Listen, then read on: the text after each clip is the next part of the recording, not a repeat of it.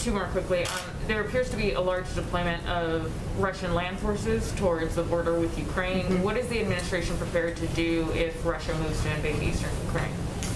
Well, first let me say we are concerned, as I've said in the past, but we've been, of course, watching it over the course of the weekend about the increasing aggression of Russian forces on the border.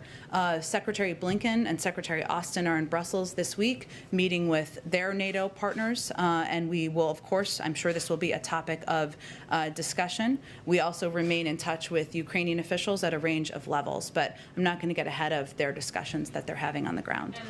They have two great threats: Russian aggression and endemic corruption.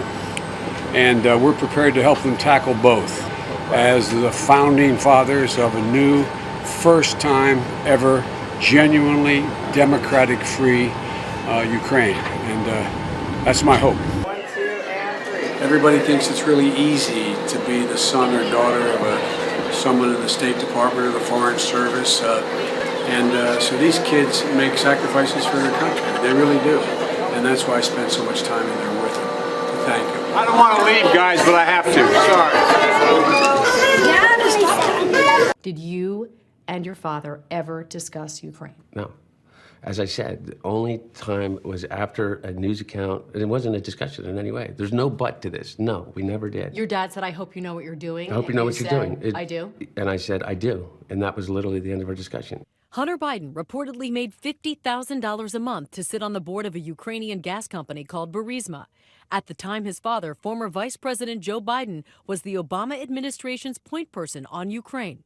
But the opportunity to generate a united Ukraine, getting it right, is within your grasp. And we want to be your partner, your friend in the project. We want to, and we're ready to assist. We stand ready to do that, and I say the American people stand ready. And this is a delicate thing to say to a group of leaders in their House of Parliament, but you have to fight the cancer of corruption that is endemic in your system right now.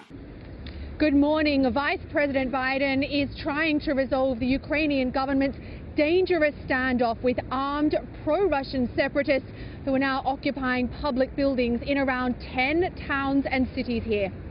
It's up to Ukrainian leaders and people to put the needs of the country above narrow personal interest, to place the general good above point scoring and local prejudices.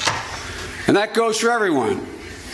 Members of Ukraine's government, representatives of the Rada who took an oath to serve the Ukrainian people as a whole, judges who undertake the responsibility to dispense justice equally, members of the media and civil society, and ordinary citizens whose job it is to hold those in power responsible. You implemented groundbreaking new electronic asset declaration system to fight corruption, which will help ensure that officials cannot leverage their political positions for personal gain. Your National Anti-Corruption Bureau and the Special Anti-Corruption Prosecutor are providing and proving their impact when they have the resources. Judy, when then Vice President Joe Biden went to Ukraine in 2015 and met with the president of that Eastern European nation, a Chicago criminal case was one of his top agenda items, according to Ukraine's prosecutor general at the time. That report tonight in the Kiev Post puts a Chicago twist on what is at the heart of the current White House whistleblower scandal.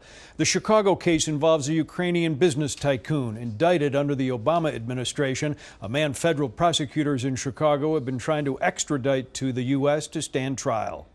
President Trump has said that Ukraine's former prosecutor general Viktor Shokin was fired in March 2016 after pressure from then U.S. Vice President Biden in an alleged effort by Biden to derail an investigation of his son's company. That is an allegation Mr. Biden has strongly denied.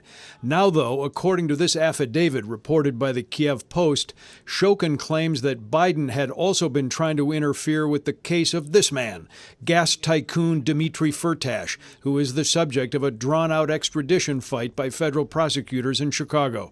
Firtash, a Ukrainian oligarch, was indicted by a Chicago grand jury in 2014 on bribery racketeering charges, alleging that Indian officials were paid off in deals to secure lucrative titanium destined for Chicago-based Boeing. Firtash was arrested in Austria and has been jailed in Vienna ever since. According to this report in the Kiev Post, citing the Shokin affidavit, during Biden's 2015 visit to Ukraine, he met with then-President Petro Poroshenko and directly manipulated the political leadership of Ukraine on false pretexts in order to prevent Firtash from returning to Ukraine. The ex-prosecutor said Obama administration officials didn't want Firtash to be allowed to leave Austria for Ukraine because the Eastern European nation doesn't allow extradition of its citizens. If Firtash was allowed to return to his homeland, the belief was he would never have been extradited for trial in Chicago.